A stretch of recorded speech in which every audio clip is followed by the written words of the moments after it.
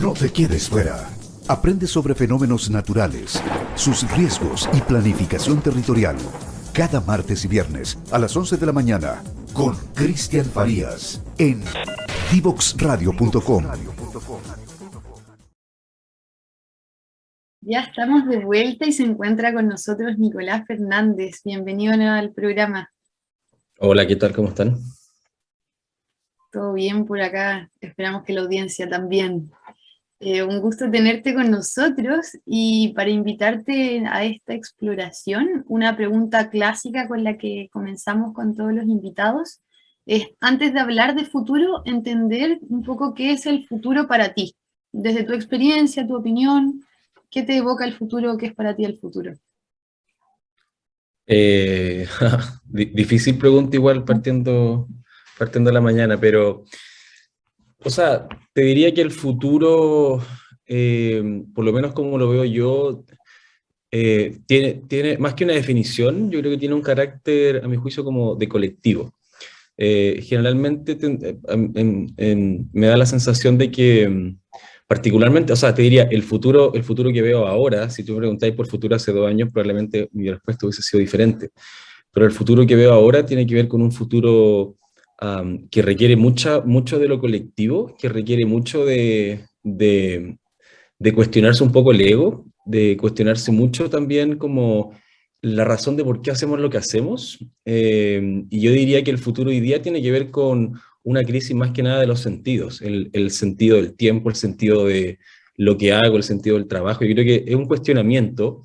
Y si bien hay una preocupación de fondo, a mi juicio, que tiene que ver con que si yo te preguntara a ti qué es el futuro en los años 60, probablemente tú me hubieses dicho, no sé, los supersónicos, ¿no? Pantallas digitales, touch, autos voladores, etc.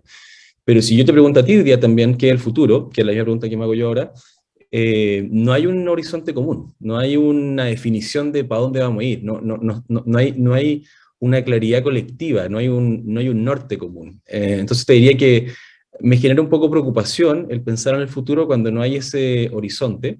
Y básicamente lo que nos queda más que llorar sobre eso es, como te digo, lo primero, es volcarse un poco más a lo colectivo y a entender que vamos a tener que hacer las cosas de manera diferente, radicalmente, porque si no, digo, no va a haber mucho futuro. No soy pesimista, pero confío en la raza humana en general, pero creo que va a ser difícil llegar a un nuevo estadio si es que no somos capaces de repensarnos de nuevo y entender que lo importante hoy día tiene que ver con el estar y con el ser capaces de hacer cosas más que pensar en las ganancias, los beneficios, ¿cierto? Y todo como ilusión que tenemos de lo que es el éxito o de lo que es la vida.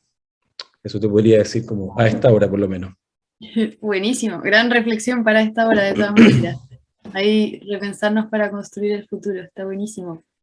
Y a ver, leyendo un poco sobre lo que has hecho y cómo te desempeñas hoy día como director ejecutivo en la Fundación Encuentros de Futuro, me gustaría preguntarte cómo fue que llegaste a trabajar como en temas de futuro, por así decirlo. Está relacionado con el Congreso de Futuro, la Fundación Encuentros de Futuro. ¿Qué te llevó a estar relacionado con el futuro? Yo te diría que fue una casualidad. Efectivamente yo estudié ciencia política, mi mundo giraba en torno a eso. Me encanta la política, de hecho. Tuve la posibilidad de estar en Estados Unidos un año, en la NYU, la Universidad de Nueva York, haciendo distintos estudios sobre la utilización de Big Data para el desarrollo de procesos sociales. Estoy hablando del año 2011, 12, 13, por ahí. Donde en Chile esto era incipiente. Yo siempre he sido un fanático de la tecnología, por defecto, no tenía ningún vínculo previo, pero me encantaba la tecnología y me encantaba la astronomía. Veía, no sé si seré muy joven para esto, pero yo me despertaba los fines de semana mirando Discovery en la escuela, que era este programa que tenía el Discovery Channel los fines de semana y que te mostraba, ¿cierto?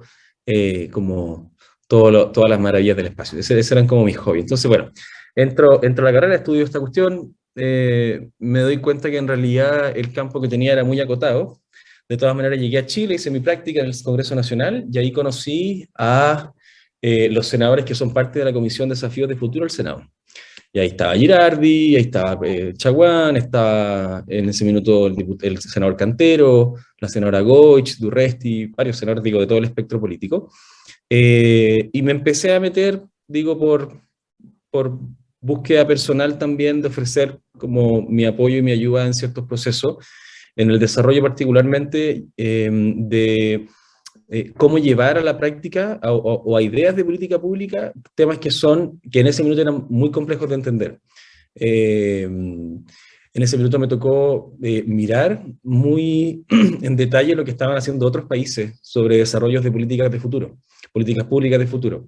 Lo que estaba haciendo, por ejemplo, España con todo el tema de digitalización, lo que estaba haciendo Estonia también hace hartos años atrás, lo que estaba haciendo Corea del Sur, etc. Y en base a eso fui como introduciéndome un poco en el tema. Me tocó trabajar en ese minuto en la Comisión de Futuro, con estos temas que eran un poco espurios, ¿cierto? No tenían una lógica, pero que era algo incipiente, y me parecía algo valorable que los parlamentarios en ese minuto quisieran poner atención en temas que no tenían un rédito inmediato. La política actual, y en la que por lo menos yo me crié, es aquella que busca un beneficio inmediato.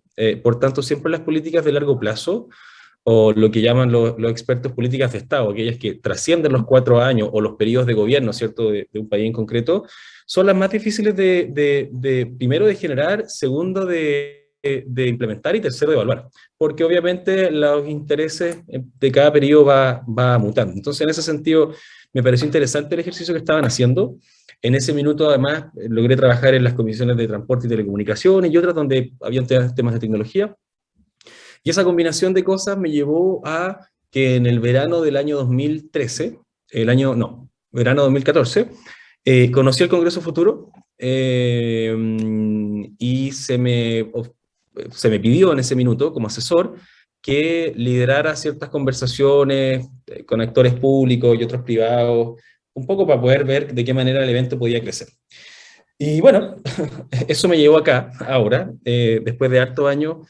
Me di cuenta que en realidad la ciencia, la tecnología y el futuro en general son temas que me apasionan mucho más que la política. Tuve la posibilidad de tener un espacio súper privilegiado de trabajo en relación a que pude efectivamente buscar, investigar, leer, conocer a muchas personas que estaban, como nosotros decimos, como en esta punta de lanza. Y en ese sentido, claro, al poco andar del Congreso, yo tenía un interés totalmente genuino en el proyecto. Dejé de lado mis funciones como asesor parlamentario y me dediqué 100% al Congreso. Ahí fui director desde el año 2016, más o menos, estuve a cargo más que nada como de la organización completa del evento, hasta el día de hoy, pero entre medio, desde 2018 a la fecha, decidimos formalizar aún más la institucionalidad del Congreso y desarrollamos una fundación, que es la Fundación Encuentros del Futuro, de la que actualmente soy director, y desde donde ahí hemos trabajado con un equipo enorme de gente muy talentosa, muy loca, somos gente muy rara, y encuentro yo como tenemos perfiles bien variados, que también desde la motivación personal, muchos de nosotros ponemos a disposición, digo, todo lo que tenemos, no tan solo por el Congreso Futuro, yo creo que ya eso quedó un poco atrás, y lo que nosotros buscamos siempre, y todo este ecosistema del que afortunadamente somos parte, buscamos abiertamente promover el desarrollo de la ciencia, promover el desarrollo de la tecnología, la transferencia, si queréis decir, ponerle un nombre como hacia la ciudadanía, un tema que a nosotros nos quita el sueño, el cómo conectar con temas complejos con la ciudadanía, cómo transmitir de manera sencilla también las preocupaciones que nosotros mismos, como aquellos que pueden estar leyendo quizá un poco más, nos pueden estar generando sobre temáticas como, por ejemplo, no sé, pues, hace tiempo hablábamos del CRISPR-Cas9, ¿cachai? De la edición genética, hablábamos de lo que está haciendo Starlink con los satélites, entonces son temas que a nuestro juicio deberían ser de interés público, y ese es nuestro foco hoy día, y en eso estoy abocado hace ya largos años, de encontrar la manera, todavía no la encuentro, por si acaso, siempre buscamos la manera de conectar con la gente, con distintas audiencias, y de nada, básicamente automotivarnos todo el tiempo también con lo que nosotros decimos también lo maravilloso que es la ciencia. A mí me fascina, encuentro que es alucinante la escala hasta donde puede llegar, y cuánto de ciencia ficción también hay en esto, en términos de que se mezclan los dos mundos y cuando entráis en los dos mundos mezclados ya esta cuestión se vuelve una locura. Pero eso, te diría, esa es como fue mi ruta, pero fue casualidad en realidad, no lo busqué, no estudié nada por el estilo tampoco, pero soy un fiel seguidor de que la experiencia hace a la persona en términos de su área de expertise también. Entonces, creo que tuve la fortuna de conocer a las personas correctas y de tener un lugar que me diera la posibilidad de desarrollarme en este espacio, así que soy un seguidor, como te digo, y fans de la ciencia, del futuro, y muy ñoño en general. Yo así me definiría, como un ñoño nerd que le encantan los programas. O sea, sale un programa en Netflix de ciencia y soy el primero viéndolo. Ese es como mi perfil. Buenísimo. Me encanta esta pregunta porque justamente es un poco lo que tú hablabas del equipo, como la diversidad, cómo las personas desde distintos campos de estudio, de acción, llegan a este punto de conversar sobre el futuro y un poco lo que mencionabas, como de qué manera ir co-creando estas imágenes colectivas a propósito de lo que decías de qué era el futuro para ti. Muy importante ahí, a propósito también de lo que mencionas de la participación y conectar con la ciudadanía, como colectivamente igual vamos construyendo estas imágenes de futuro desde el diálogo. Sí, sí, ahí hay... o sea, mira, en el tiempo hemos hecho hartos proyectos y hartas cosas. El Congreso Futuro, por lo demás, nos ha dado la posibilidad de conocer de primera fuente a mucha gente interesante. Y yo creo que a esta altura del partido ya te diría que para mí es como, este es un estilo de vida al final. No es solamente un trabajo, ¿cachai? Yo creo que vale la pena, no sé si alguien compartirá mi visión, pero creo a mi juicio que vale la pena tomarse en serio el hecho de verdad querer mover la aguja en ciertos niveles.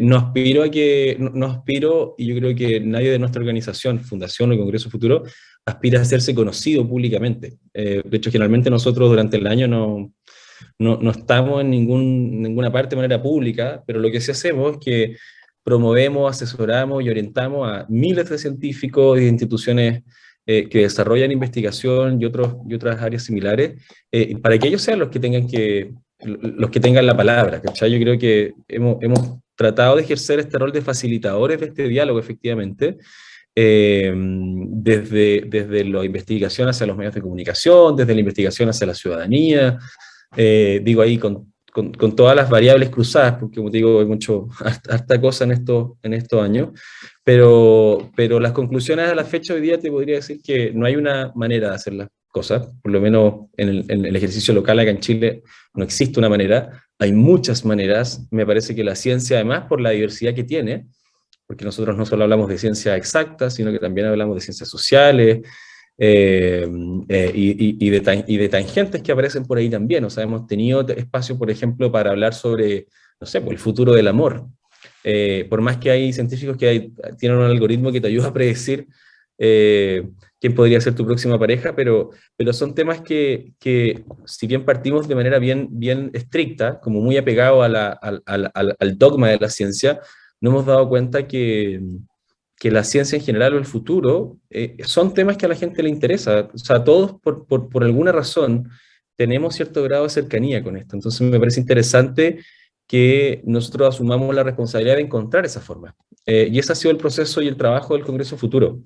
Yo creo que los factores de éxito del evento, no hablaría de éxito de la fundación, pero sí de que se mantenga después de tantos años también con un equipo estable y todo, tiene que ver con que no nos casamos con nuestras propias ideas. Estamos súper abiertos a todos los meses, semana y día encontrar cosas interesantes que ver, que hacer. No queremos inventar la rueda todo el tiempo. Y estamos súper atentos también como a lo que la sociedad también te va diciendo, desde distintas formas, plataformas o maneras. Y para nosotros ha sido bien heavy, bien fuerte, bien duro también ver la preocupación o el temor que se le ha generado a la población en relación a estas últimas épocas, digo, pandemia, estallido social, ¿cierto? Donde el futuro automáticamente aparece como la llave, como la respuesta. Pero cuando no hay un horizonte, como hablábamos recién, de futuro claro, cuando la gente no sabe bien qué es lo que viene, es difícil tomar decisiones. Para nosotros entonces en ese ejercicio el conocimiento es poder, ¿cachai? Entonces tratamos de transferir la mayor cantidad de conocimiento. A veces lo hacemos bien, a veces lo hacemos mal, pero creemos que por lo menos hacemos un esfuerzo sistemático constante en que esto suceda, y cosas choras han sucedido, ¿sí? No todo está perdido. Buenísimo. Y en eso que mencionas como esta parte de la transferencia o el intento por lo menos de generar esa conversación y que se difunda, desde lo que les ha tocado ver desde estos distintos congresos futuros, escuchando a distintas personas que vienen un poco a dar luces de lo que podría suceder en el futuro, un poco las señales de cambio o prácticas marginales que podrían estar ocurriendo en distintos lugares, ¿cuáles crees que son como claves que deberíamos observar para el Chile que eventualmente podría surgir? Sé que han habido distintas conversaciones, pero ¿qué se te viene a la mente así como cosas importantes que deberíamos estar observando hoy día? Yo te diría que una de las cosas importantes que hemos destacado nosotros y que hemos visto con mucha fuerza es la opinión transversal que existe sobre el cuidado del medio ambiente. Te diría que es uno de los temas que más nos aparecen, digo, sin ninguna intervención previa, abiertamente cuando hemos realizado encuestas, eventos y otros los temas. Por ejemplo, las charlas más vistas del Congreso Futuro en los últimos años son dos áreas. Una que tiene que ver con filosofía, que es como el sentido de la vida, yo sé que me parece súper importante ahora, que es lógico además, y por otro lado, todo lo que tiene que ver con los temas medioambientales. Me aparece, hace mucho tiempo atrás, me acuerdo en la exposición de quien era académico en ese minuto de Harvard, no me acuerdo el nombre, pero era un tipo que era experto en cambio climático y vino a Chile en un congreso hace como 4, 5, 6 años atrás, puede ser, y nos decía que en una comida entre medio, que a él le parecía impresionante que, de acuerdo a los estudios mundiales, Chile iba a ser uno de los países más afectados por el cambio climático, y que la sensación que él sentía acá era como si no existiera nada. Me dice, en Holanda, en otras partes del mundo donde el riesgo es mucho menor que acá, hay una preocupación, uno siente esa preocupación, uno ve que la gente hace esfuerzos concretos por limitar los desechos y por promover ciertas políticas específicas para el cuidado del medio ambiente, etcétera. Y me dice, y acá, pucha, es difícil un poco como entender esto, y nosotros nos quedamos con esa preocupación, como te digo, y estudiamos un poquito y nos dimos cuenta que en realidad hay una desconexión súper heavy entre la ciudadanía y los tomadores de decisión, que es algo que no es nuevo, me imagino que pasa a nivel de todo LATAM, y que hace que efectivamente uno recoja que la ciudadanía tiene mucho interés por estos temas. Nosotros hicimos un estudio el año pasado, si no me equivoco, que se llamó Diálogos, donde efectivamente con el uso de inteligencia artificial logramos contactar a cerca de 15.000 chilenos a lo largo y ancho del país para preguntarles abiertamente sobre el futuro.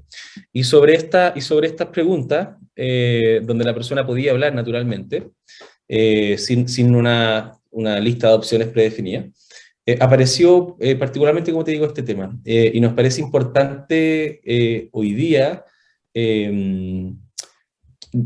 no sabemos muy bien de qué manera, cómo este tema, por ejemplo, puede tomarse un espacio importante en la constituyente, en el desarrollo, digo, de lo que va a ser lo que algunos dicen una constitución ecológica.